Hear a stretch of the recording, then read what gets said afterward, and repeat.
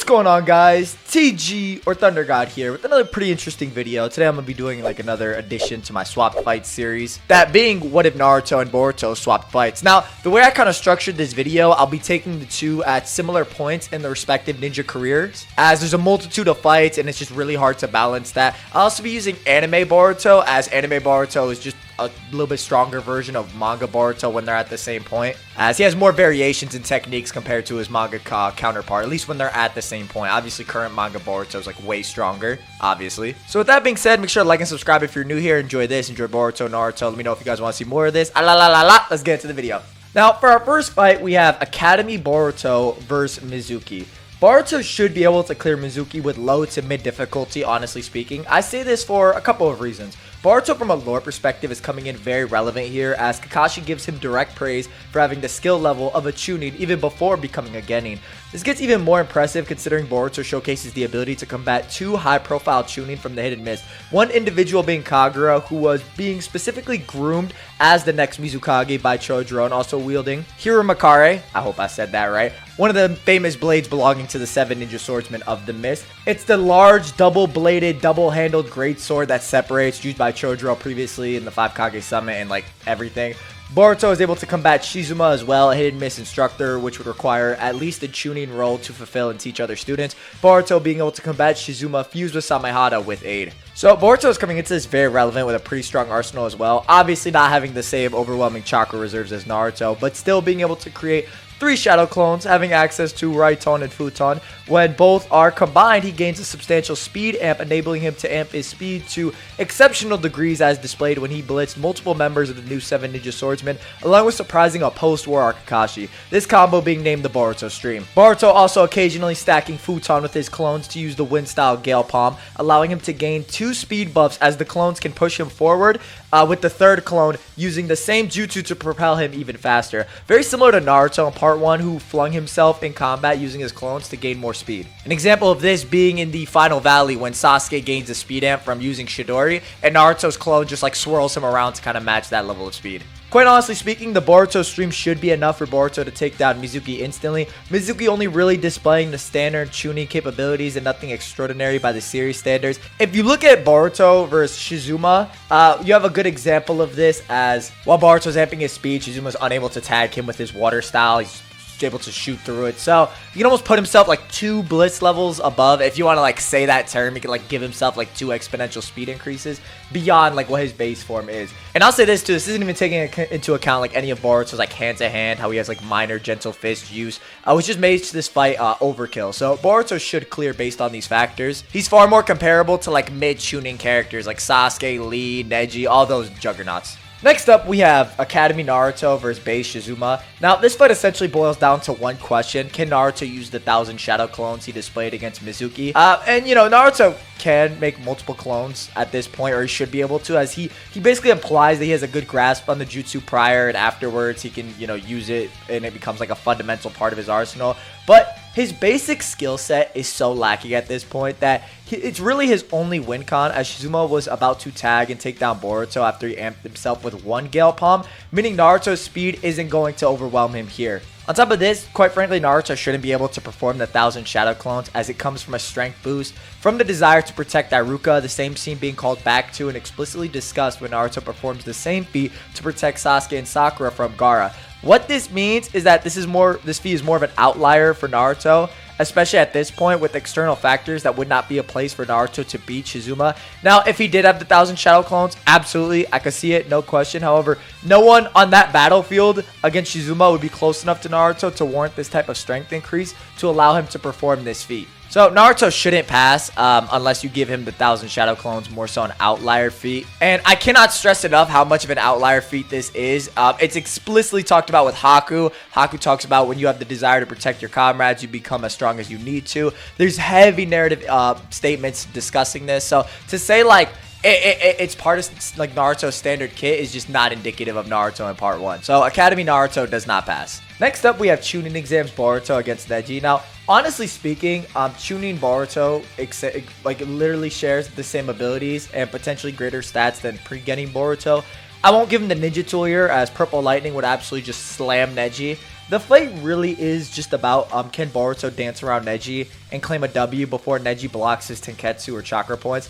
This fight also being much closer than the previous matchup, as Sasuke was considered by the time of the Chunin exams to fit the Chunin tier, with Neji being very comparable to the Sasuke at this point in the series, matching Naruto wrapped in the Kyuubi chakra, with again, you know, Boruto being on this tier even before he becomes a Genin. In my opinion, this fight is really dependent on if Boruto can get those like ridiculous speed amps in place, as base Boruto isn't the most impressive, as base Shikadai with like no speed amps or anything could like kind of tangle with him hand to hand. You know, Boruto's hand-to-hand should be somewhat comparable, as he's shown to be sparring with adult Hanabi, who should be far higher in terms of hand-to-hand combat compared to Neji, at least in like gentle fist mastery. So it's not as if like Boruto's like Naruto, to where like he wouldn't be able to combat Neji if he got close enough. That's also not to say that Boruto has any answer if his chakra points get tagged, as he doesn't have a Nine-Tail sitting around that can just, you know, power him up or anything to that degree. On top of this, Boruto doesn't seem to have too much of an answer for rotation at this point with his standard jutsu. I will say, you know, I don't think rotation is the biggest deal breaker. There really is the speed disparity here. Probably one of the better metrics to use in regards to Boruto's speed at this point is his performance against the giant Nu that can actually tag size, like adult Jonin size ink birds, along with being able to catch, tag, and blow back many Konoha adult full-fledged shinobi. So you might suggest that Boruto is able to combat this giant Nu, who is more like comparable to like the Jonin of the time. Even if you don't think he's stronger or his Mizuki aiding him in this fight, he still is showing great relativity toward this Nu. Boruto would also scale confidently above Sumeri, who's able to confidently respond and block Mitsuki's lightning attacks. This feat actually being calced and accepted at 265,914 meters per second, or Mach 781, massively hypersonic. Mach 1 being the speed of sound, which is a big feat for in the Chunin exams with Dosu, along with base Lee, who is struggling to deal with it somewhat. We also do have some ways, just due to the inverse scaling leaning towards Boruto, to determine, even by like just pure speed via calc, how fast Neji would be along lines of. As we have characters like Gaara with his automatic sand defense, defend him from a close range explosion. Yeah, you can maybe argue his sand defense gets a little faster, but this does give us a bit of a bare minimum to use. This calc, also being in the description below, comes out to Mach 29.1. Factoring in that Lee is above this comfortably in speed without his weight and can multiply his strength dozens to tens of times over, it's still confidently below what Boruto has showcased, being around the 100,000 to 150,000 meters per second, whereas Boruto's at the 265,000 meters per second. So, you know, in lore, it's a little harder to determine, but Boruto has showcased better feats. But even if we took it outside of that and did go more like into the math route, which I know some people won't be into, as calcs aren't for everything, and I do agree, as when they're narratively inconsistent, I'm not really like the biggest fan of them either, but in this case they really aren't. So keeping this in mind, Boruto should just have that speed edge that should allow him to tag Neji and take him down with the kunai before Neji can really stop him. It's a little harder. Again, I will grant you, as Neji does have some ridiculous perception abilities, but obviously if the speed disparity is too big, that really won't help him. Just like with Naruto with the Kyuubi's chakras going blow for blow, Neji's superior sensory didn't really make that too much of a difference because they were rivals in terms of their raw stats. And even with the calcs given, I was very generous to Neji and kept them at the same level as 5th Gate Lee, which honestly probably isn't the case, at least in my opinion. So keeping all this in mind, Boruto should clear Chunin exams Neji, whether off lore, pure feats, or whether we bring in some calcs. He just takes it in every regard. The only thing you could maybe argue like against Boruto is that Neji gets in too close before Boruto is able to amp his speed to those ridiculous speeds and just blocks his Tenketsu, which I will concede is just a indisputable W for Neji. Next up, we have Chunin exams Naruto versus Shinki. Now, for those who don't know, Shinki is Gaara's adopted son. For, you know, anybody who hasn't seen too much Boruto, he's a bit of an animal. You could see semblances of this as someone of Mitsuki's caliber thinks that he'd absolutely need to resort to Sage Mode to take him on. Sage Mode Mitsuki being an animal, even shocking Orochimaru and his clone with his remarkable speed. Shinki also blatantly dominating Boruto and One Tomoe Sarada with his abilities at the same time, forcing Boruto to actually cheat and use the ninja tool, one-shotting Shinki with Purple Lightning, which, I mean, it's post-war Kakashi's move, so this really shouldn't be too much of a surprise that jutsu one-shot. Shinki displays some remarkable prowess with magnet release using Iron Sand, very akin to the 3rd Kazekage touted as the strongest, in my opinion, more so implied due to his Iron Sand and the absurd manipulation he showcased with it. The very same applying to Shinki, who showcases remarkable finesse with his Iron Sand, even amping it at a certain point with magnetism. Shinki would be very well equipped to do a Naruto at this point. On top of having a bit of a definitive advantage in terms of speed, he can also play very ranged with his nigh omnidirectional sand attacks that will just destroy groups of Naruto's clones, like with his Iron Sand, Iron Black Wings, which is basically allowing him to fly around and just unleash ranged feathers. This also turns disastrous if he marks Naruto with any of his Iron Sand, since his attacks then get attracted to Naruto like a homing beacon, which Naruto would just get tagged and taken out. Shinki could also unleash his Black Iron Fist. He creates an electromagnetic field to control the Iron Sand, with him being able to block a right tone barrage from Sarada and Boruto, his actual weakness in this case being lightning release. Naruto having none of that in this situation. Naruto's only real chance is to unleash the Kyuubi's chakra against Shinki, which might be debatable if he can't even do it in this scene, but let's say I'm generous and give it to him. Naruto would gain a substantial speed increase, but it wouldn't be enough to actually take down Shinki, especially since Naruto is not on Sage Mode Mitsuki's level, who is basically required to take down Shinki at this point, or is like the level of strength and speed you'd need, with Shinki having much more of a superior arsenal to this Naruto. So even if I was like super generous to Naruto, it really doesn't matter.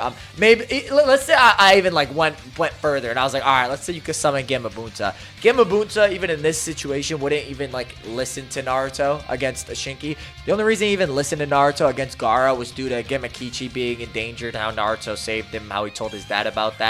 Gamabunta had no desire to help Naruto at all, and this would be like even more so for just a regular opponent in Gamabunta's eyes. So that isn't even a GG. Even Naruto's 1,000 Shadow Clones arguably might not work, as Shinki's Sand is so much more versatile. He can make like omnidirectional defenses by like closing his, the two giant fists, the Black Iron Fist together. It's just kind of absurd what he can do with it, along with the external circumstances not really present to give Naruto the capability to like mentally tap into those reserves of power. As in this case, it's just a tuning match, so there'd be no reason that he would even like get to that point. So Naruto really wouldn't clear against Shinki either. Next up, we have post-tuning exams, Boruto versus Kimimaro.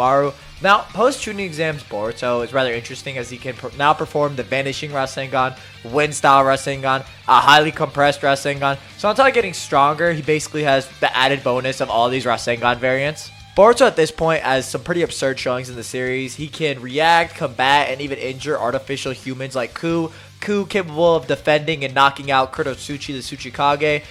You might argue this was like her being surprised about his identity, but he was able to block her attacks before she even knew who he was. This is getting even more ridiculous considering Kurotsuchi was instrumental in taking down Kinshiki. Whether you think, she's as strong as Kinshiki or she scales to him, that's up to your own, scaling or whatever. But, I just want to point that out that it is pretty ridiculous. So he's coming in with a pretty big stat disparity compared to this Kimimaro.